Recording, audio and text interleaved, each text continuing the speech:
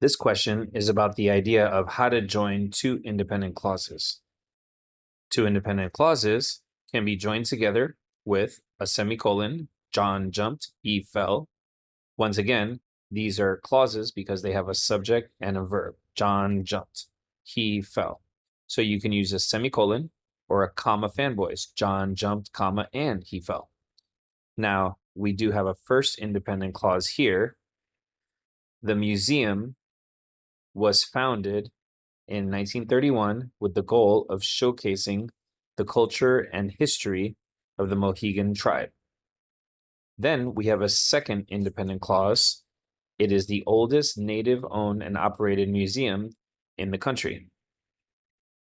Now, what complicates this a little bit is that we have a comma right here because one of our 6 reasons for a comma is when you have a description following a description. And the name of a city followed by a state is very similar to that. Albany, New York, or Fort Lauderdale, Florida. So you have a comma there that seems like it's grammatical, but it's just because of the name of the city and the state. And we have another modifier right here, today. Just to clarify, a modifier is something that would be a clause, except it's missing the subject, the verb, or both. It's missing the most important things that make it a clause. And believe it or not, the word today is a modifier, just like nearly a century later. That's also a modifier.